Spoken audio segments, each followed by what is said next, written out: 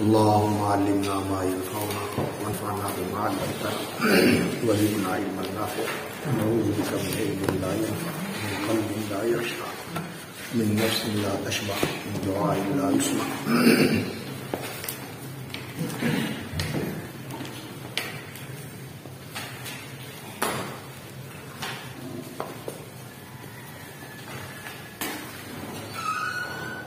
مصنف چونکہ ذہنی طور پر اس علماء کے گروہ سے تعلق رکھتے ہیں جو تاویل کو صائب سمجھتے ہیں. متاولین وہ ماتریدیہ ہوں یا اشاعرہ ہوں، وہ اس تعویل کو جائز اور صائب سمجھتے ہیں اور الہیات کے باب میں اور اسی طرح غیبیات کے معاملے میں وہ عقل کو اہمیت دیتے ہیں. کہتے ہیں کہ اللہ رب العزت نے ہمیں عقل دی ہے اسی لیے کہ ہم استعمال کریں، اور اللہ رب العزت نے قرآن مجید میں یہ بھی فرمایا یبین اللہ لکم آیاتہ لعلکم تعقلون، لآیات لقوم یعقلون. تو عقل و فہم جو ہے اس کے لیے کچھ بدیہیات ہیں جن کے اوپر انسان کی فکر اور تصور کی بنیاد ہوتی ہے، اور کچھ ایسے امور ہوتے ہیں جو غور و فکر کے بعد انسان کے ہاں واضح ہو جاتے ہیں اور وہ مسلمات عقلیہ ہوتے ہیں. تو اس لیے عقلی دلیل کو وہ اہمیت دیتے ہیں. اور دوسری طرف دوسرے اہل علم ہیں جو کہتے ہیں کہ غیبیات اور الہیات کے باب میں انسان کو عقل کے گھوڑے نہیں دوڑانے چاہیے، اس لیے کہ ہماری جو عقل ہے اس کا اعتماد وہ محسوسات کے اوپر ہے. انسان کا تخیل، توہم، تفکر، تصور جو کچھ بھی ہے یہ محسوسات کے اوپر قائم ہے. تخیل میں انسان کے وہ چیز آتی ہے جو محسوسات انسان کو ایک معلومات کا ذخیرہ فراہم کرتے ہیں، اور پھر یہ جو انسان کا ماحول ہوتا ہے یہاں تو وہ چیز نہیں ہوتی، لیکن ان محسوسات کی بنیاد پر انسان اپنی قوت خیالیہ کے ساتھ ایک ایسی چیز کا تصور کرتا ہے جو واقعہ میں موجود نہیں ہوتی، لیکن اس کی بنیاد کیا ہوتی ہے؟ محسوس. اس کی بنیاد محسوس ہوتی ہے. تخیل اور تصور یہ تقریباً قریب الفاظ ہیں.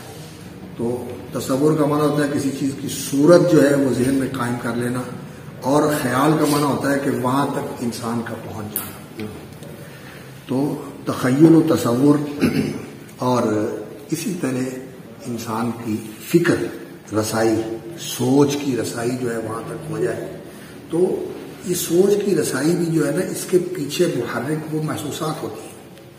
لیکن الہیات جو امور ذات باری تعالیٰ کے ساتھ تعلق رکھتے ہیں اور وہ اللہ کی ذات بحت جس کو کہتے ہیں، یعنی تمام منافسات سے مجرد اس کی ذات جو ہے اس کو ذات بحت کہتے ہیں، اور پھر اس کی صفات اور اس کے افعال اور اس کے شؤون جو اس کے ساتھ قائم ہیں، جنہیں وہ ایجاد فرماتے ہیں سبحانہ و تعالی اور جن کو عمل میں لاتے ہیں، یہ چیزیں جتنی بھی ہیں انسان کی محسوسات جو حواس کا علم ہے اور حواس کے ساتھ پھر جو عقل کی رسائی ہے، یہ ساری چیزیں ایسی ہیں کہ اللہ رب العزت کی کنہ اور حقیقت اور اللہ رب العزت کی کیفیت اور حالت ان چیزوں کو نہیں جان سکتی، لیکن اس کا وجود کہ وہ ہے، اس کو عقل جو ہے تسلیم کرتی ہے، اس لیے کہ انسان جو ہے وہ یہ بات جاننے کے لیے اپنے آپ کو بالکل اس طرح تیار پاتا ہے کہ کوئی بھی چیز ہو جب اس کے سامنے آتی ہے تو فوراً ہی اس کے ذہن میں یہ چیز آتی ہے کہ کوئی اس کا بنانے والا ہے، جو خود بخود وجود میں نہیں آتی۔ یہ چیز انسانی عقل جو ہے اس طرح تسلیم کرتی ہے کہ اس سے ہٹ کر جو بات ہے وہ بے عقلی کی بات ہے۔ کسی آدمی کو آپ کہیں کہ یہ پانی خود بخود اس گلاس میں آ گیا، مانے گا کوئی بھی؟ ہاں، کوئی آدمی بے عقل ہو تو وہ کہے گا ٹھیک ہے، ہو سکتا ہے ایسا ہو جائے، ایسا ہو جائے۔ تو یہ چیز ایسی ہے جو عقلی مسلمہ ہے۔ تو اللہ رب العزت کی ہستی جو ہے، اس کی ذات بحت، اس کو تو عقل مانتی ہے، لیکن اس کی کنہ، اس کی کیفیات اور اس کے جو افعال و شؤون ہیں اور اس کے جو اوصاف ہیں، یہ ان کے بارے میں انسانی عقل نارسا ہے، نارسا ہے، یعنی یہ اس کی پہنچ سے ماورا ہے۔ یہ چیز انسان کو مان لینی چاہیے، یہ چیز انسان کو مان لینی چاہیے۔ اور بڑی اچھی جو ہے نا وہ بحث ہے، میں آپ کو بار بار کہتا ہوں کہ سیرت النبی جو ہے سید سلیمان نبی رحمۃ اللہ علیہ کی، اور جو پہلا حصہ ہے علامہ شبلی نعمانی رحمہ اللہ کا، وہ کتاب پڑھنے والی اور بار بار پڑھنے والی اور سمجھ کے پڑھنے والی ہے، اور اس کا آدمی کو تکرار کے ساتھ مطالعہ کرتے رہنا چاہیے کہ اردو میں وہ بہت ہی ایسی کتاب ہے کہ جو اسلام کو اعتقادات کے مسائل، ایمانیات کے، اخلاقیات کے، معاملات کا حصہ تو خیر اس میں بہت تھوڑا ہے، وہ اللہ تعالیٰ ان کے درجات بلند فرمائے۔ ان کا ذہن تھا کہ میں لکھوں گا، لیکن وہ صرف چند بنیادی چیزیں لکھ سکے اور اس پر تفصیل کے ساتھ نہیں گفتگو کر سکے۔ اور عبادات اسلام، ان کے متعلق انہوں نے بہت اچھا لکھا ہے، متوازن اور عقل، فکر اور فلسفہ، موجودہ معاشرہ اور موجودہ ذہن، اس کے اعتبار سے بہت انہوں نے اچھا لکھا ہے۔ اللہ تعالیٰ غنی کے رحمت فرمائے اور درجات بلند فرمائے۔ علامہ صاحب رحمۃ اللہ علیہ مجھے بڑی اس کی تلقین کیا کرتے تھے، کہتے تھے کہ اس کتاب کو بڑے اہتمام کے ساتھ پڑھتے رہا کرو اور اس کی طرف رجوع کرتے رہا کرو، یہ اسلام کو سمجھنے کے لیے ایک کلید کی حیثیت رکھتی ہے، مفتاح کی حیثیت رکھتی ہے۔ اللہ تعالیٰ ان کے درجات بلند فرمائے۔ بڑی محبت فرماتے تھے اور بڑی شفقت فرماتے تھے، چھوٹے بھائی سمجھ کرنا، بہت ہی محبت اور بڑی شفقت کا ان کا معاملہ تھا، رحمہ اللہ وغفرہ۔ اللہ اللہ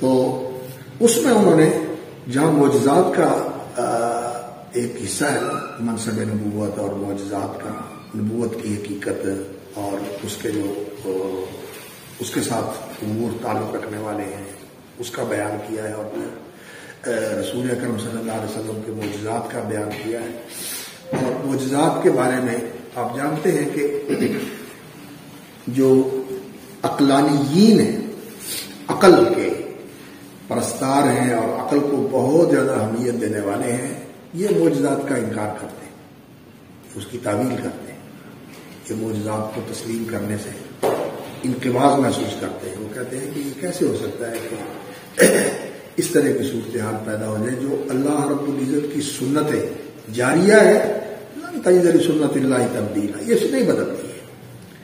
لیکن یہ اللہ کے بندے اس بات کو بھول جاتے ہیں جو اللہ رب العزت کی سنت ہے اسی نے یہ سنت بنائی ہے، اور وہ جہاں چاہے اس کو تبدیل کر رہے ہیں. یمحو اللہ ما یشاء ویثبت وعندہ ام الکتاب، جس کو چاہے یمحو مٹا دے اور جسے چاہے باقی رکھے، جسے چاہے باقی رکھے. تو اللہ رب العزت نے ایک قانون بنایا ہے، جو قانون بنانے والا ہے وہ اس کو بدل سکتا ہے. وہ اس کا اس طرح ملزم اور پابند نہیں ہے، یہ اس کے لیے لازم نہیں ہے کہ وہ اس سے باہر نہیں کر سکتا، کہ وہ مجبور ہے. نہیں، یفعل ما یشاء علی ما یشاء قدیر. اس کی مشیت جو ہے یہ نافذہ اور قاہرہ ہے، جو وہ چاہے کر سکتا ہے، جو وہ چاہے کر سکتا ہے. اس چیز کو بھول جاتے ہیں. اس لیے وہاں یہ بحث آ گئی عقل کی اور عقلی استحالے کی، اور عقل کی جو حدود ہیں یہ کیا ہے. تو وہاں انہوں نے کچھ حصہ جو ہے نا اس کا، ایک بہت بڑے عالم تھے، ان کے ہم اثر بھی تھے اور ہم ذوق بھی تھے اور ہم مشرب بھی تھے، مولانا عبد الباری ندوی رحمۃ اللہ علیہ. پروفیسر تھے وہ، علی گڑھ کے پروفیسر تھے، جامعہ ملیہ میں انہوں نے پڑھایا، مولانا عبد الباری ندوی. تو وہ فلسفے کے عالم تھے، اور فلسفی جو ہوتے ہیں عقل ہی، عقلیات ہی ان کا میدان ہوتی ہے. تو انہوں نے اس حصے کے اندر نا عقل کے جو حدود ہیں اور عقل کا جو دین کے اندر دخل ہے، اس کے اوپر بڑی اچھی گفتگو کی ہے، وہ پڑھنے والی ہے. تو اس میں انہوں نے یہ لکھا ہے اور بڑی خوبصورت بات لکھی ہے کہ عقل کے ساتھ ہم اللہ رب العزت کے بارے میں یا ان غیبی امور کے بارے میں جن کا قرآن و سنت میں وحی کے اندر ذکر کیا گیا ہے کیسے ادراک کر سکتے ہیں. عقل کو تو اپنی گرہ کی بھی خبر نہیں ہے، یعنی عقل کو اپنے بارے میں پتہ نہیں ہے کہ میں کیا ہوں. یہ اللہ رب العزت کی ایک قوت دی ہوئی ہے انسان کو، جس کو انسان استعمال کرتا ہے، اور انسان کو اپنے بارے میں، اپنی روح کے بارے میں بھی پتہ نہیں ہے اور اپنی عقل کے بارے میں بھی پتہ نہیں ہے.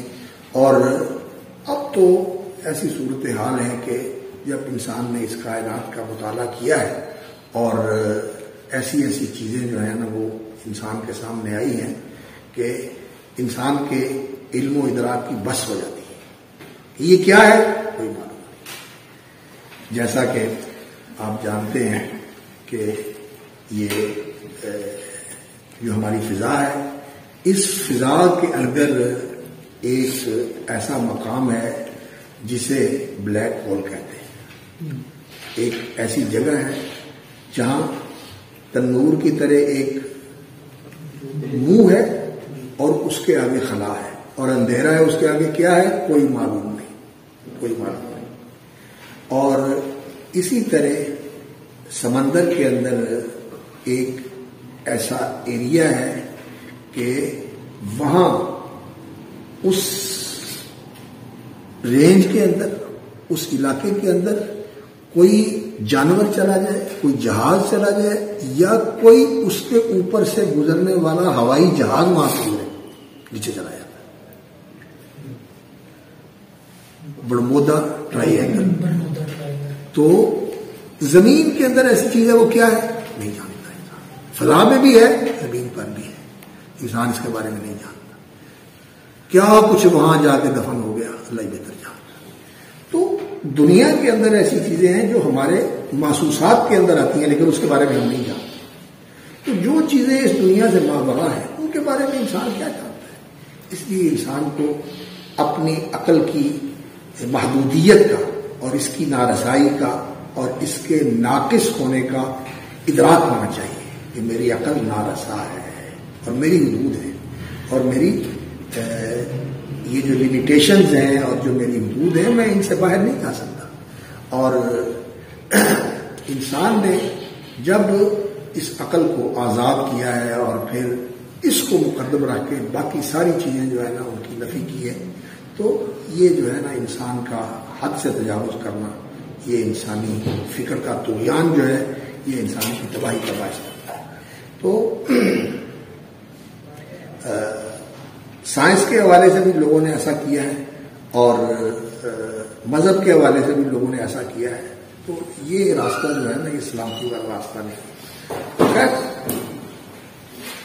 یہ جو ہمارے حضرات ہیں یہ عقل کو اہمیت دیتے ہیں، جو متأولین ہیں اس کی عقلی دلیل کے ساتھ ان چیزوں کی تعویل کرتے ہیں. لیکن دوسری طرف جو ہے وہ ایسے لوگ ہیں جو سلفی منہج کے قائل ہیں، اور صحابہ اور تابعین اور اتباع التابعین، تبع الاتباع، جو قرون مفضلہ، القرون الثلاثہ الخیرہ، القرون المفضلہ، ان کے اندر جو اہل علم تھے ان کی اکثریت کا رجحان یہی تھا. اگرچہ صحابہ کے زمانے سے ہی ایسے لوگ پیدا ہو گئے تھے جنہوں نے عقل کو مقدم کر کے کسی نے تقدیر کا انکار کر دیا کہ اس سے جبر لازم آتا ہے، اس نے کہا تقدیر سے جبر لازم آتا ہے، اور کسی نے تقدیر کو مانا اور اس نے جبر کو ہی دین بنا لیا کہ دین جو ہے وہ جبر کا نام ہے،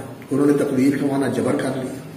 اور کسی نے جو ہے وہ اس جبر کا انکار کرتے ہوئے تقدیر کا انکار کر دیا کہ اللہ رب العزت کے ہاں کوئی ایسی چیز نہیں ہے جو لکھی ہوئی ہو، بلکہ چیز کے پیدا ہونے کے بعد ہی اللہ رب العزت کو پتا چلتا ہے. نعوذ باللہ. تو ایسے لوگ جو تھے نا پیدا ہو گئے تھے صحابہ کے زمانے میں. لیکن یہ چند افراد تھے، یہ ایک مکتبہ فکر نہیں تھا، لیکن یہ فتنہ پیدا ہو گیا تھا. اور اسی طرح عملی طور پر غلو یہ خوارج کے اندر پیدا ہو گیا تھا. خوارج جو تھے یہ بھی رسول اکرم صلی اللہ علیہ وسلم کے زمانے میں ہی یہ جرثومہ موجود تھا، جیسا اس آدمی نے اعتراض کیا رسول اکرم صلی اللہ علیہ وسلم کی تقسیم کے اوپر. تو اس کے بعد پھر یہ فکر بڑھ گئی اور عملی غلو جو تھا وہ حضرت علی رضی اللہ تعالیٰ عنہ کے زمانہ میں اور حضرت عثمان رضی اللہ تعالیٰ عنہ کے زمانہ میں، بلکہ حضرت عثمان رضی اللہ تعالیٰ عنہ کے خلاف جو خروج ہوا اس کا محرک یہی غلو تھا، یہ عملی غلو تھا. یہ بھی ایک جو ہے نا فتنہ پیدا ہو گیا. تو قدر کا فتنہ، غلو کا یہ فتنہ، اور پھر اس غلو کی ایک دوسری صورت پیدا ہوئی. ایک طرف غلو اس چیز کا کہ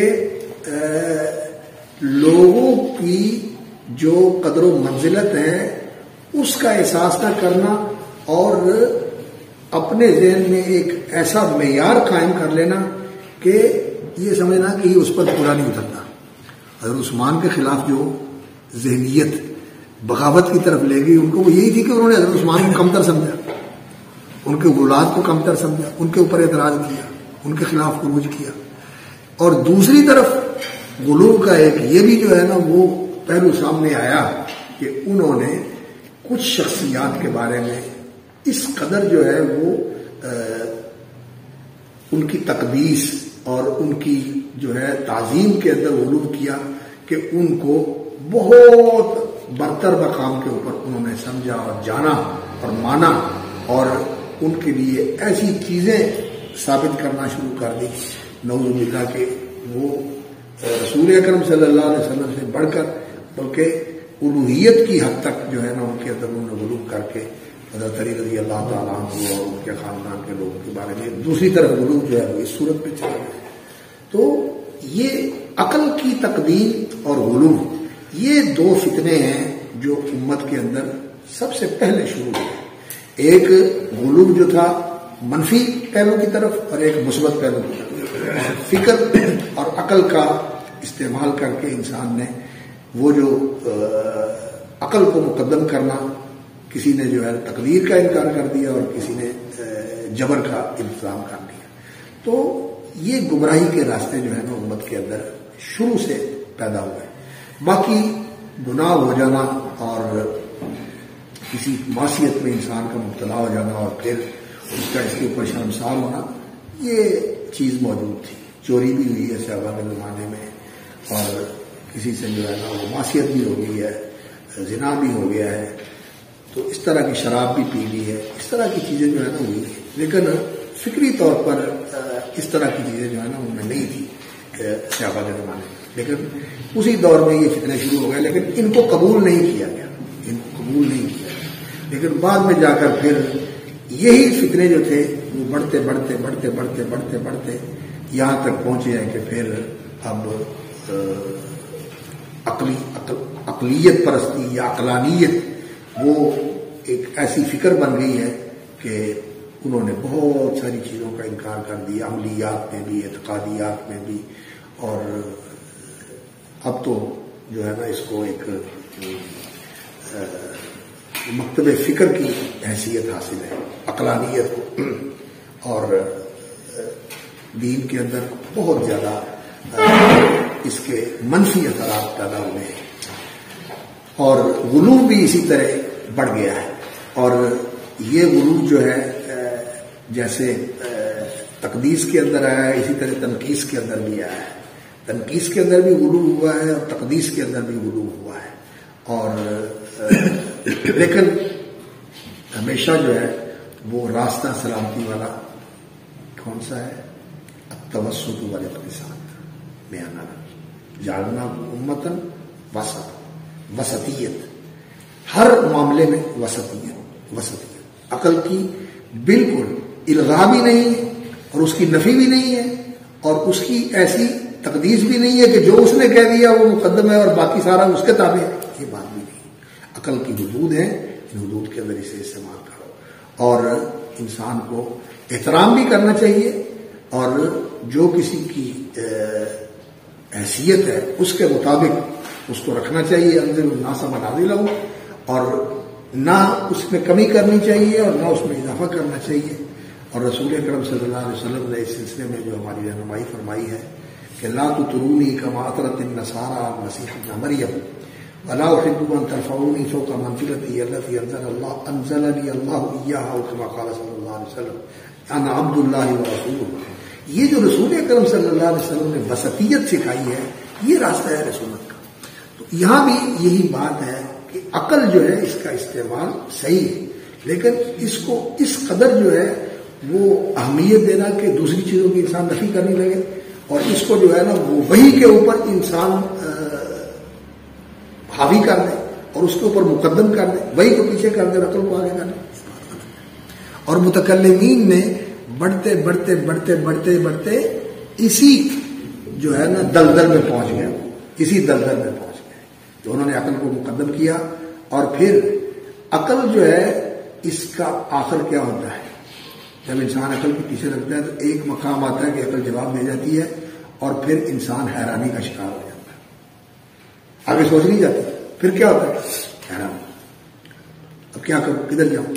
تو اس طرح کے جو لوگ ہیں ان کی زندگی میں پھر ایک ایسا مرحلہ آیا کہ جب انہوں نے اس بات کا اعتراف کیا، نہایت و اقدام العقول قالوا واکثر سائر العالمین ضلال. نہایت و اقدام العقول قالوا، انسان جو ہے اپنی عقل کے ساتھ اقدام کرتا ہے، بڑھتا ہے بڑھتا ہے بڑھتا ہے بڑھتا ہے، اور آخر کیا ہوتا ہے؟ اقالو، بندھن آ جاتا ہے، پاؤں جکڑے جاتے ہیں اور انسان بڑھ سکتا ہے. نہایت اقدام العقول اقالو واکثر سائر العالمین ضلال.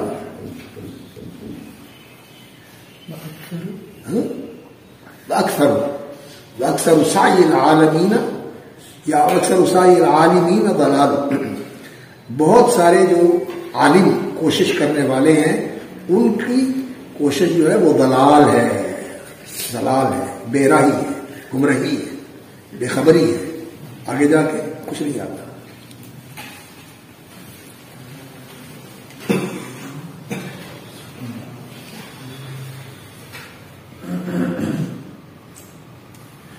اسی طرح ایک اور جو ہے نا وہ اعتراف ہے، میرا خیال ہے ابو المعالی کا ہے، عبد الملک الجوینی کا رحمہ اللہ. کہتے ہیں لعمری لقد طفت المعاہد كلها، لعمری لقد طفت المعاہد كلها وسيرت طرفي بين تلك المعالم، وسيرت طرفي بين تلك المعالم. لعمری، عمر کی قسم، یعنی میری زندگی گواہ. قسم کیا ہوتی ہے؟ گواہی ہوتی ہے. لعمری، میری عمر کی قسم. لقد طفت المعاہد كلها، میں نے سارے مکاتب فکر اور جو عقلی مذاہب ہیں اور جو اسکول آف تھاٹ ہیں ان سب کا میں نے طواف کیا، سب میں نے چھانے. لامری لقد تشکر المعاہد کلہا وسیرت طرفی بین تلک المعالم، اور میں نے اپنی نگاہیں دوڑائی ہیں بین تلک المعالم، ان سارے نشان ہائے راہ کے اندر جو جو سنگ میل ہیں اور جو جو نشان راہ ہیں، علامات ہیں، میں نے سب کو دیکھا ہے. تو پھر نتیجہ کیا نکلا ہے؟ فلم ارى الا واضعا ذقن حائر، فلم ارى الا واضعا كفحائر على ذقنه او قارعا سن نادی، فلم ارى الا واضعا كفحائر على ذقنه، میں نے دیکھا ہے حیران بیٹھے ہوئے، الا واضعا كفحائر على ذقنه، ٹھوڑی کے نیچے ہاتھ دے کے حیران بیٹھا ہوا، او قارعا سن نادمی، یا دیکھا ہے قارعا سن نادمی، ندامت سے اپنے دانتوں کو ٹھوکریں مارنا ہے، کھڑا کر رہا ہے. یعنی اس عقل پرستی کا انجام حیرانی ہے، اس کا انجام حیرانی ہے.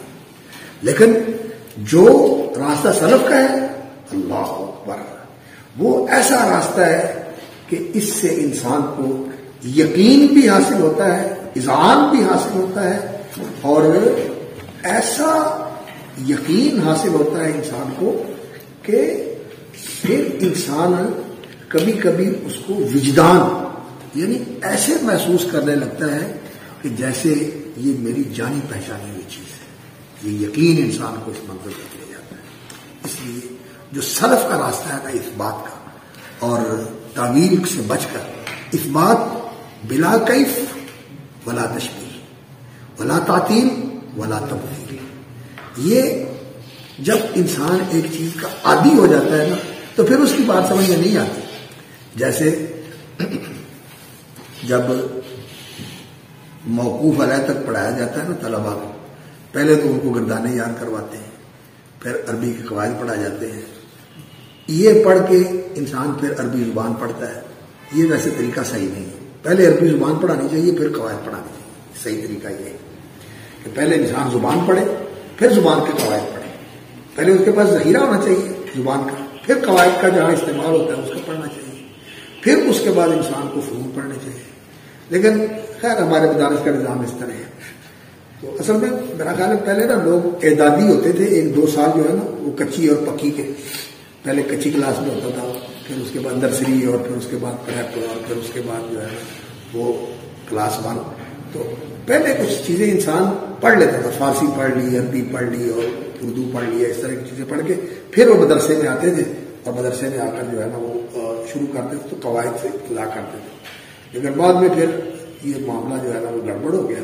تو اس لیے پہلے قواعد پڑھا دیتے ہیں، اور اس وقت انسان کو صرف قواعد ہی آتے ہوتے ہیں، زبان نہیں آتی ہوتی. اور پھر یہاں سے بنیاد شروع ہوتی ہے کہ زبان آتی نہیں، زبان بندے کو آتی نہیں ہے، پڑھتا بھی ہے تو وہ صرف ترجمے کی حد تک پڑھتا ہے، لیکن وہ زبان کا جو ذوق ہوتا ہے اور جو زبان کی مہارت ہوتی ہے کہ انسان بول سکے، لکھ سکے، پڑھ سکے، تعبیر کر سکے، یہ ساری چیزیں یہ زبان کی مہارتیں، یہ مہارتیں نہیں حاصل ہوتی. جیسے آج ہماری حالت ہے مدرسے کے اندر، ہم جو ہے نا عربی زبان کو اس طرح نہیں بول سکتے، نہیں سمجھ سکتے، مشکل میں ہوتے ہیں. لیکن متربی کا ترجمہ کر لیں گے، ماسی کا ترجمہ کر لیں گے، قرآن کا ترجمہ کر لیں گے، حدیثوں کا ترجمہ کر لیں گے. چلو خیر مقصد حاصل ہو رہا ہے، لیکن وہ کمی رہ جاتی ہے. تو خیر بات یہاں سے آئی تھی کہ جب انسان کا ذہن بن جاتا ہے، ذہن بن جاتا ہے تو پھر اس کو پڑھاتے ہیں قرآن کا ترجمہ اور حدیث. لیکن ایک ذہنی سانچہ انسان کا بن چکا ہوتا ہے، اور وہ فقہ کی کتابیں پڑھ کے سانچہ بن جاتا ہے. پھر وہ جو دلیلیں پڑھتا ہے، حدیثیں پڑھتا ہے، ان کا جواب جو دے کے مطمئن ہو جاتا ہے، اور ساری زندگی اسی طرح اپنے آپ کو مطمئن رکھتا ہے. لیکن اگر انسان کو پہلے یہ چیزیں پڑھا دی جائیں تو پھر انسان جو ہے اس کے ذہن میں یہ چیزیں آ جاتی ہیں. کیسے ہے وہ شعر؟ اتانی ہواہا قبل ان عارف الہوا، اتانی ہواہا قبل ان عارف الہوا. ابھی مجھے محبت کا پتہ نہیں تھا، لیکن اس کی محبت میرے دل میں آ گئی. اتانی ہواہا قبل ان عارف الہوا فصادف قلبا خالیا فتمکنا. خالی جگہ تھی ٹھک کے رہ گئے. تو جب دل خالی ہو تو وہاں جو چیز آ جائے وہ پکی ہو جاتی ہے, اور اگر بھرا ہوا ہو تو پھر جگہ ہی نہیں ملتی اس کو آنے. اس لیے یہ جو ہمارے المیہ ہے نا کہ ایک آدمی نے ایک ماحول کے اندر پرورش پائی اور اس نے ذہن بنایا اور پھر اس کے بعد وہ پڑھتا رہتا ہے, اندر نہیں آتی, مت ماری جاتی بندے کی مت ماری. اسی طرح یہ ہمارے علامہ رحمۃ اللہ علیہ ہے تو یہ قبول نہیں کر پاتے, اور پڑھتے بھی ہیں تو پھر تو وہ جو ہے نا مطمئن نہیں ہوتے, ان کا اطمینان نہیں ہوتا, ان کا انشراح نہیں ہوتا. یہ انسان کا مزاج ہے کہ انسان معروفات کے ساتھ جیتا ہے. جو چیز جس سے معروف ہو, جس سے معروف ہو, اس چیز کو قبول کر لیتا ہے, اور غیر معروف اور جو چیز انسان کے روٹین میں نہیں ہے وہ آتی ہے تو انسان اپنے آپ کو نا مطمئن نہیں پاتا, انسان مرتاح نہیں ہوتا, اور انسان جو ہے وہ کیا کہتے ہیں اپنے آپ کو اس کے ساتھ ایڈجسٹ نہیں کر پاتا, کمفرٹیبل نہیں ہوتا. تو مصنف نے یہاں گفتگو کی ہے اور کہتے ہیں کہ وَلَيْسَ فِي وَصْفِ هَذِهِ الطَّرِيقَةِ بِأَنَّهَا أَعْلَمُ وَأَحْكَمُ غَزَازَةٌ مِنَ الطَّرِيقَةِ الْأُولَى. یہ جو خلف کا طریقہ ہے اس کو عالم اور احکم کہنا, اس سے پہلے طریقے کی کوئی تنقیص لازم نہیں آتی. لأن العصور الذي درجوا على الطريقة الأولى فيهم من لا تخفى عليهم محاملها بسبب ذوقهم العربي. کیونکہ جو پہلے زمانے کے لوگ تھے قرون الخیر کے, جو پہلے طریقے کے اوپر قائم رہے, جو سلف کا طریقہ ہے, فیہم من لا تخفى علیہم محاملها بسبب ذوقهم العربی وحدیم النبوی, وفیہم من لا يعيد البحث عنها جانبا من همته مثل سائر العامة, فلا جرم كان طي البحث عن تفسيرها اسلم للعموم, وكان تفسيرها بعد ذلك اعلم لمن جاء بعدهم, بحيث لو لم يؤولوها به لأوسعوا للمتطلعين إلى بيانها مجانا للشك أو الإلحاد أو ضيق الصدر في الاعتقاد. جن لوگوں نے یہ بعد والا طریقہ یعنی تعبیر والا طریقہ اختیار کیا ہے, یہ الحاد اور شکوک و شبہات کا راستہ بند کرنے کے لیے, یا جب ایک چیز انسان کو سمجھ میں نہیں آ رہی اور اس کے ذہن کے اندر اس کے لیے جگہ نہیں بن رہی, اس کا دل جو ہے وہ گھٹتا ہے اور اس کا ذہن جو ہے وہ اس سے اباہ کرتا ہے, تو اس کے اس انقباض کو اور اس تنگ دلی کو دور کرنے کے لیے انہوں نے یہ کام کیا ہے.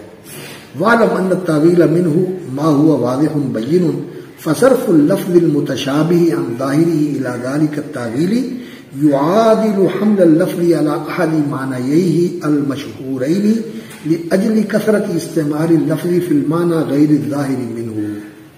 کہتے ہیں کہ بعض دفعہ تعویل ایسی ہوتی ہے کہ بالکل واضح اور روشن ہوتی ہے, بالکل نمایاں اور کھلی ہوتی ہے. فصرف اللفظ المتشابہ عن ظاہری الی ذلک التعویل, تو اس معنی کی طرف اس لفظ کو پھیر دینا اور اس سے وہ معنی مراد لینا. یعادل, یہ ایسا ہی ہے جیسا کہ کسی لفظ کے دو مشہور معنی ہوں, تو حمل اللفظ علی احد معنییہ المشہورین, اور کسی ایک معنی میں اس کا استعمال جو ہے وہ زیادہ ہوتا ہے, جیسا کہ تشبیہ کے اندر اسد کا لفظ جو ہے یہ بہادری کے اوپر دلالت کرنے کے لیے زیادہ استعمال ہوتا ہے, اور جو ہی کہا جاتا ہے کہ شیر آ گیا تو اس کا معنی یہ ہوتا ہے کہ بڑا دلیر اور بہادر اور بہت جو ہے وہ بڑا آدمی آیا ہے جس کی بڑی عظمت اور بڑی اس کی قدر و منزلت ہے, یہ معنی ہوتا ہے اس کا.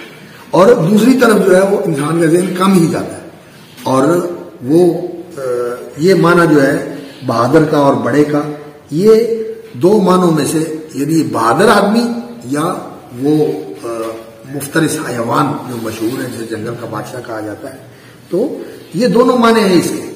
تو کبھی کبھی ایک معنی جو اس کا ظاہر ہوتا ہے لیکن ایک میں زیادہ استعمال ہوتا ہے اور ایک میں کم استعمال ہوتا ہے, تو یہ اسی طرح کی تعویل ہوتی ہے. فہذا القسم من التاویل حقیق بألا یسمى تعویلا وليس احد محملیہ باقوى من الآخر الا ان احدهما اسبق في الوضع من الآخر. اب اس طرح کا معنی مراد لے لینا, اس کو یہ جو ہمارے علماء بلاغت اور بیان کے متخصصین ہیں وہ تو حقیقت اور مجاز کا نام دیتے ہیں. کہتے ہیں کہ ایک معنی جو ہے وہ حقیقی ہے حیوان مفترس، اور دوسرا معنی جو ہے یہ مجازی ہے. دوسرا معنی مجازی ہے. وہ حقیقت اور مجاز کا اس کو نام دیتے ہیں. اور حقیقت اور مجاز کے بارے میں ان کا یہ کہنا ہوتا ہے کہ حقیقت کی نفی کی جا سکتی ہے، یعنی حقیقت کی نفی کی جا سکتی ہے. مثال کے طور پر جب آپ کہتے ہیں زید الاسد یعنی شجاع، شجاع جریء، یہ معنی ہے نا اس کا، زید الاسد شجاع جریء. اور زید لیس باسد بل ہوا انسان، یہ آپ حقیقت کی نفی کر سکتے ہیں. وہ حیوان مفترس نہیں ہے تو اس کی نفی کر سکتے ہیں. اس لیے شیخ امین محمد الامین شنقیطی رحمۃ اللہ علیہ نے فرمایا کہ قرآن مجید کے اندر مجاز نہیں ہے، کہ اس میں جو بیان کیا گیا بندہ اس کی نفی کرے تو یہ تو پھر قرآن کی نفی ہوگی، یہ تو کام خراب ہو جائے گا. انسان عقیدتاً غلط راستے کی طرف چلا گیا. قرآن کہہ رہا ہے کہ ایسے اور تم کہہ رہے ہو کہ ایسے نہیں. قرآن کی نفی تو جائز نہیں، اس لیے قرآن میں مجاز نہیں ہے. باقی لغت کے اندر آدمی کا ایک مجاز نہیں ہے، یہ بات ذرا مشکل ہے، اس لیے کہ لغت میں اس کا استعمال بھی ہوتا ہے. اور ایک پورا جو ہے نا علم بیان اور بدیع کا، بلاغت کا، وہ اس کے اوپر قائم ہے. لغت کے اندر مجاز ہے. لیکن شیخ الاسلام رحمۃ اللہ علیہ جو ہے ان کا موقف یہ ہے کہ لغت میں ہی مجاز نہیں ہے، حقیقت ہی ہوتی ہے. اور مجاز سے مراد یہ ہے کہ اس طرح بھی استعمال ہوتا ہے. مجاز بمانا جائز، کہ یہ بھی استعمال ہے، یہ بھی استعمال ہے. مثال کے طور پر وصل القریۃ التی کنا فیہا، یعنی مضاف کو حذف کر کے مضاف الیہ کو ذکر کر دینا، اور مضاف وہاں منوی ہوتا ہے، معذوف منوی ہوتا ہے، وہ سامنے ہوتا ہے. لیکن اس کو اس لیے حذف کر دیا جاتا ہے کہ پتہ ہے کہ دیواروں نے کیا بتانا ہے، دیوار اور زمین بتائیں گے تو وہی جو وہاں رہتے ہیں. تو وصل القریۃ التی کنا فیہا یعنی وصل اہل القریۃ التی، تو یہ جائز ہے. کہتے ہیں کہ اس کو کہتے ہیں کہ یہ جائز ہے، یہ جائز ہے.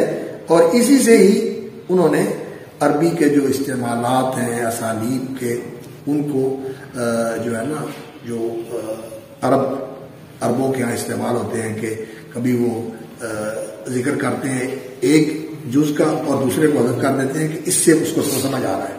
اور کبھی جو ہے نا وہ مضاف کو حذف کر کے اور مضاف الیہ کو ذکر کرتے ہیں. جیسے جرى النہر یعنی جرا ماء النہر، جرا ماء النہر، نہر کا پانی جو ہے نا. اور اس کو انہوں نے جو ہے نا مجاز عقلی یا مجاز مرسل یا دوسرے جو ہے نا وہ مجاز کی جو اقسام انہوں نے بنائی ہوئی ہیں وہ ان کو دے کر مختلف نام دے کر پھر بعد جو ہے ادھر لے گئے کہ اسماء و صفات کے اندر تعویل کا دروازہ علی مصراعی پورا چوپٹ کھول دیا. اور پھر ایک ایسی کیفیت پیدا ہو گئی کہ اللہ رب العزت کی جب یہ لوگ ذات کے بارے میں گفتگو کرتے ہیں تو کیا کہتے ہیں، سلبیات اور منفیات کو اکٹھا کر دیتے ہیں. لیسا کذا لیسا کذا لیسا کذا، لا جہت لہ اور لا مکان لہ لا زمان لہ، اس طرح جو ہے نا لا مثل لہ لا مثال لہ، یہ تو ٹھیک ہے، لیکن لا جہت لہ اور لیسا کذا لیسا کذا لیسا کذا سلبیات ہی سلبیات ہیں. اور وہ کہتے ہیں کہ پھر تو یہ سلبیات اگر کسی کے ساتھ جوڑ دی جائیں تو معدوم کی اس سے بہتر کوئی تعریف نہیں ہو سکتی جو یہ تعریف کرتے ہیں. اور جب عقیدہ یہ ہے کہ ایک ایسی ذات کے بارے میں انسان اپنے آپ کو جوڑ رہا ہے جو کہ صرف سلبیات کا ہی مجموعہ ہے، تو پھر انسان کو وہ ایمان کی حلاوت نصیب نہیں ہوتی، ایمان کی حلاوت نصیب نہیں ہوتی. اس لیے ان لوگوں کے اندر عمل کی کمزوری اور روح کا خالی پن. روح جو ہے یہ چاہتی ہے کہ اس کا تعلق اس کے خالق کے ساتھ ہو، اور جتنا یہ تعلق خالق کے ساتھ اس کا مضبوط ہوتا ہے اتنی ہی روح خوش اور بیدار اور فعال ہوتی ہے.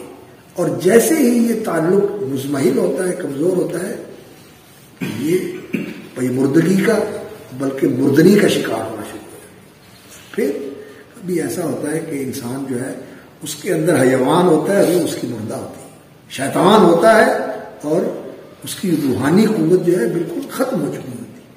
تو یہ چیز جو ہے نا اس طرح فلسفی ہے، اسی طرح جو ہے نا یہ لوگ ہیں یہ لگے رہتے ہیں، لیکن وہ اللہ کے ساتھ جو تعلق ہے وہ اس کی بڑی اس کا خلا اور اس کا فقدان جو ہے وہ ان کی زندگی کے اندر ایک بہت بڑا نقص اور بہت بڑی ایک جو ہے نا وہ کمی رونما ہو جاتی ہے اس کی وجہ سے.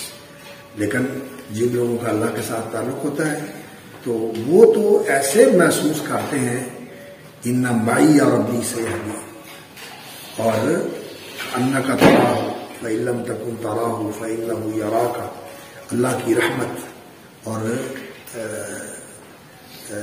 اللہ رب العزت کی یہ جو صفات ہیں، ان صفات کا استحضار اور استشعار جب ان کو حاصل ہوتا ہے تو پھر ان کا اللہ رب العزت کے ساتھ ایک زندہ تعلق ہوتا ہے، ایک زندہ تعلق ہوتا ہے، تعلق باللہ، جس کا ان کی زندگی کے اندر اثر ہوتا ہے. اس لیے یہ اس بات والا راستہ جو ہے نا، اس بات کے اندر کیا ہے؟ اس بات مفصل نفی مجمل، یہ منہج ہے اللہ رب العزت کا قرآن اور حدیث کے اندر، الاثبات المفصل اور النفی المجمل. لیکن متأولین کا کیا طریقہ ہے؟ النفی المفصل اور الاثبات المجمل.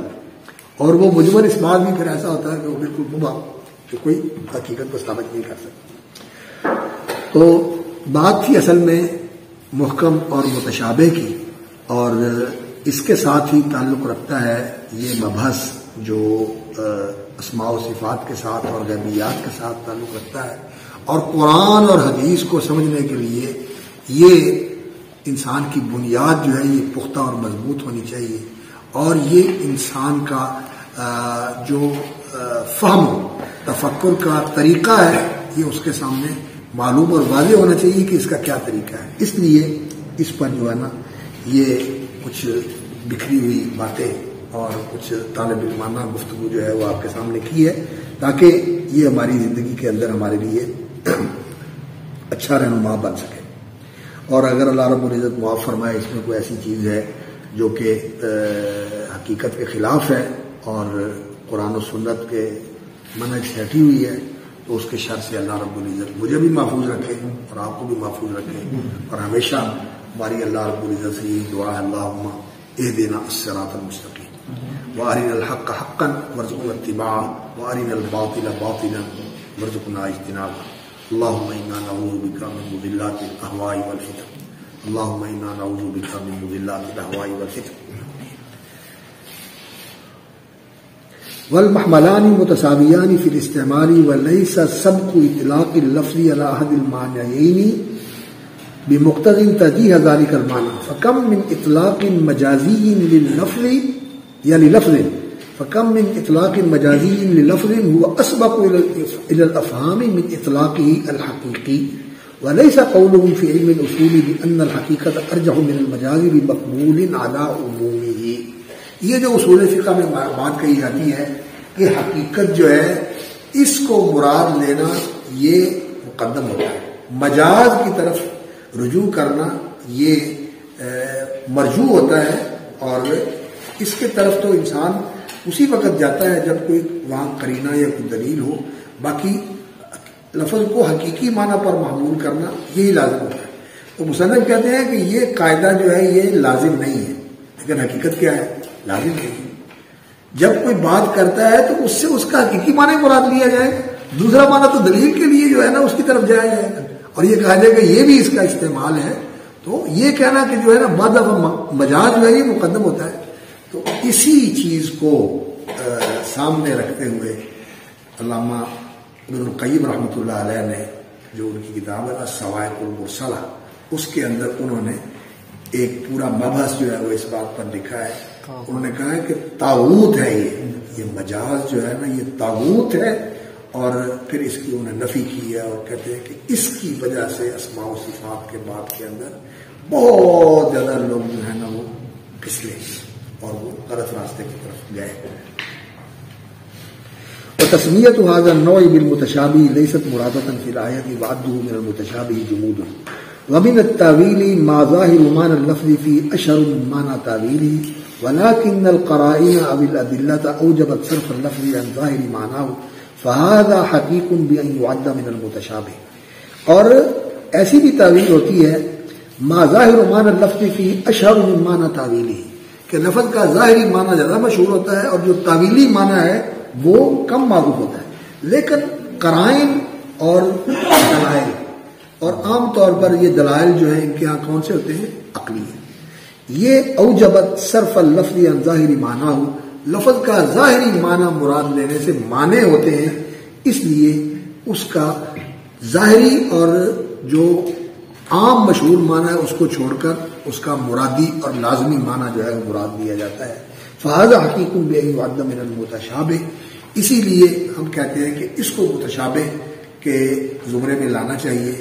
اور یہ جو اللہ رب العزت کی صفات فعلیہ ہے اور جو اللہ رب العزت کی ایسی صفات ہیں جو مثال کے طور پر ذات سے تعلق رکھتی ہے، جیسے یدن، وجہ، عین، عینانی، یدانی اور سمع، بصر، یہ جو اللہ رب العزت کی صفات ہیں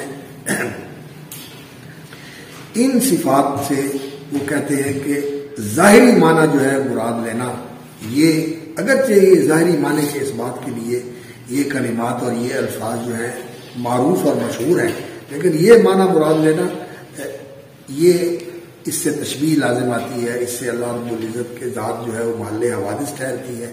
تو یہ ایک نقص اور خلل والی بات ہے. اللہ رب العزت ہر نقص اور خلل سے یا ہر نقص اور عیب سے منزہ اور مقدس ہے، اس لیے اس سے مراد جو ہے وہ ایسی چیز لینی چاہیے کہ وجہ سے مراد اللہ رب العزت کی ذات ہے، اور ید سے مراد اللہ رب العزت کی قدرت ہے، یا اللہ رب العزت کا احسان ہے، یا اللہ رب العزت کی قوت ہے، یہ مراد لینا چاہیے. تو وہ کہتے ہیں کہ اس کو اس طرح جو ہے نا متشابہ کہا جا سکتا ہے. لیکن جو ہمارے علماء ہیں سلف کے اور سلفی منہج فکر کے جو حامل اور اس کے داعی اور اس کے علم بردار ہیں، ان کا یہ کہنا ہے کہ نہیں، جو لفظ کا ظاہری معنی ہے، جب کسی لفظ سے خطاب کیا جاتا ہے تو جو اس زبان کا اسلوب مخاطبت ہے اور لوگ آپس میں بات کرتے ہیں تو بولنے والا جو کہتا ہے، سننے والا جو سمجھتا ہے، اس خطاب اور اس محاورہ کے اندر، اس بات چیت کے اندر جو معنی پہلے ذہن میں آتا ہے وہی مراد ہوتا ہے. الا یہ کہ اگر کوئی اور معنی ہے جو عام زبان کے اندر نہیں ہے تو پھر اس کے لیے کوئی دلیل ہوتی ہے، اس کے لیے کوئی قرینہ ہوتا ہے، اس کے لیے کوئی ایسا وہاں سیاق و سباق کے اندر کوئی ایسی چیز ہوتی ہے جو بتا رہی ہوتی ہے کہ یہاں اس سے یہ مراد ہے. لیکن اس کو چھوڑا اس وقت تک نہیں جائے گا جب تک کہ کوئی اس کی واضح دلیل نہ ہو. اور صحابہ کرام رضوان اللہ علیہ مجمعین کو جو قرآن نے خطاب کیا اور رسول اکرم صلی اللہ علیہ وسلم نے ان سے خطاب کیا، اگر کوئی ایسی چیز تھی کہ جو اس لفظ کا مثلا ید جو ہے اس کا جو معنی عربی زبان کے اندر اس وقت متعارف تھا، اس کے علاوہ کوئی اور معنی اس سے مراد لیا جاتا ہے، تو یہ چیز جو ہے نا صحابہ کے درمیان معروف ہونی چاہیے. معروف ان کو بتانا چاہیے تھا کہ آپ لوگ جو ہے نا اس کو نہ سمجھیں. انہوں نے جیسے قرآن میں آیا اسی طرح اس کو استعمال کیا اور اسی طرح جو ہے نا اس کو آگے جو ہے نا وہ نقل کیا. تو اس سے معلوم یہی ہوتا ہے کہ ان کا اجماع ہے کہ یہ الفاظ ان معنی کے اوپر دلالت کرتے ہیں اور یہ معنی اللہ رب العزت کے لیے ثابت ہے. باقی کیا یہ معنی ذات حق، ذات باری تعالیٰ کے لیے، الحق سبحانہ و تعالیٰ اس کے لیے اسی طرح ثابت ہے جس طرح کہ یہ ہمارے لیے ہے؟ یہ تشبیہ ہو گئی نا؟ نہیں، ہم کہیں گے کہ نہیں. جیسے اللہ رب العزت کی ذات موجود ہے اور اس کا وجود ہمارے وجود کی طرح نہیں ہے، اسی طرح جو ذات کے لیے ہم نے اصل مان لیا، صفات کے لیے بھی وہی اصل مان لیں. ہمارا وجود کیا ہے؟ محتاج ہے، مسبوق بالعدم ہے، معرض للفنا ہے، دوسرے کا محتاج ہے کہ اس کے سہارے سے قائم ہے. اللہ رب العزت کا وجود ایسا ہے نہیں. تو وجود اللہ کل وجودی، تو پھر ید اللہ کل یدی، سمع اللہ کل اسمع، بصر اللہ کل ابصار. یہ چیز ماننے میں کیا رہے، کتنا انسان راحت میں رہتا ہے. لیکن یہ حضرات جو ہیں وہ اس بارے میں آ کر پھر پھسلے اور پھسل کر جو ہے نا وہ دلدل میں پھنس گئے. اور پھر کسی نے 7 کا اس بات کیا، کسی نے 8 کا اس بات کیا، کسی نے صرف اسماء کا اس بات کیا، صفات کا انکار کر دیا، اور کسی نے سب کا ہی انکار کر کے کہہ دیا کہ بس اللہ رب العزت جو ہے وہ ایک ایسی ذات ہے جس کا تعقل کیا جا سکتا ہے، تفکر کیا جا سکتا ہے. واقعہ میں ایک ذہنی وجود ہے. کیا ہو گیا؟ نفی ہو گئی. بالکل نفی ہو گئی. اس لیے ثم ان التاویل اللفظ فی مثله قد يتيسر بمعنى مستقيم يغلب الظن انه المراد اذا جرى حمل اللفظ على ما هو من مستعملاته في الكلام البليغ مثل الايدي والاعين في قوله تعالى بنيناها بايد وانا لموسعون فانك باعيننا فمن اخذوا من مثله ان لله اعينا لا يعرف كنوها او له يدا ليست كايدينا فقد زادوا فی قوت الاشتباہ. مصنف رحمۃ اللہ علیہ کہہ رہے ہیں کہ جو لوگ یہ کہتے ہیں، عوض بن اعظم رحمۃ اللہ علیہ کا یہ خیال ہے ان للہ عین ولہ عینان ولہ اعین، وہ کہتے ہیں کہ جو آیا اس کو ثابت کر دو، اس کو ثابت کر دو، لیکن وہ اس کے معنی کا اس بات نہیں کرتے. رحمہ اللہ وغفر له، وہ معنی کے اس بات کے بارے میں ان کا رجحان جو ہے وہ معتزلہ کی طرف ہے. ان کا رجحان معتزلہ کی طرف. فروع کے اندر ماشاءاللہ بڑے سلفی ہیں، لیکن عقیدے کے اندر ان کے منہج جو ہے نا وہ صحیح نہیں، تعویلی منہج ہے. وہ کہتے ہیں ان للہ اعین ولہ عینان ولہ عین تثنی علی عین. تو یہ ساری چیزیں اللہ کے لیے ثابت ہیں، ان کا انکار نہیں کرتے. لیکن عین سے مراد کیا ہے یہ ہم کچھ نہیں کہتے. ہم یہ نہیں کچھ کہتے، اس کے معنی کا استعمال نہیں کرتے. یہ بطور عالم کے ساتھ یہ بہت الگ کرتے ہیں. تو لیکن جمہور علماء جو ہے وہ کہتے ہیں کہ بعض اوقات جو دو ہوتے ہیں ان کے لیے جمع کا لفظ استعمال کر دیا جاتا ہے. جیسا کہ عربی زبان میں یہ لوگ کہتے ہیں علی وما فوقہما جمع، دو اور اوپر یہ سب جماعت ہوتی. تو جو دو ہے وہ آئین بھی اس کے لیے بولا جاتا ہے، دو کے لیے بھی آئین بولا جاتا ہے، اور دو کے لیے ایدی کا لفظ بولا جاتا ہے.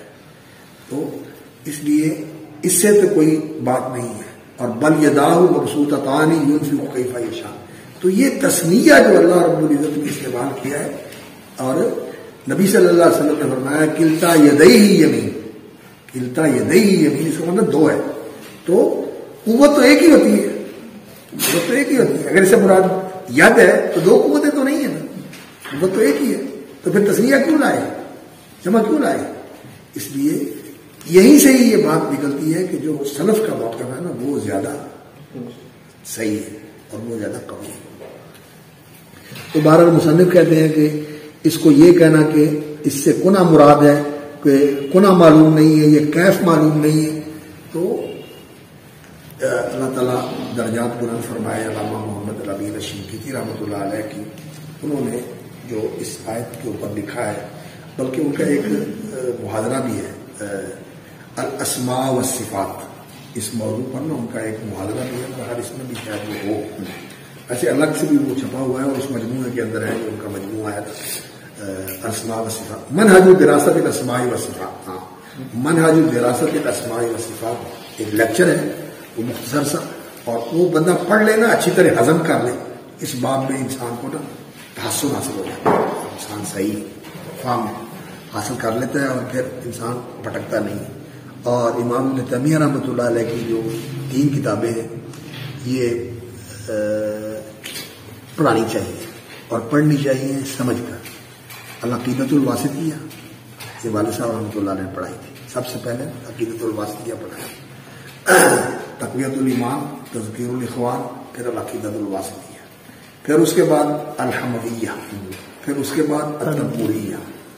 تو یہ جو 3 کتابیں ہیں اور شرح العقیدۃ الاصفہانیہ، وہ العقیدۃ الاصفہانیہ وہ مؤولین کے طرز پر جو ہے نا انہوں نے وہ لکھا ہوا ہے، شیخ الاسلام نے اس کی شرح کی ہے، تو پھر اس کی ساتھ ساتھ جو ہے نا وہ تبیین کر دیتے ہیں کہ یہاں ٹھوکر کھائی، یہاں ٹھوکر کھائی۔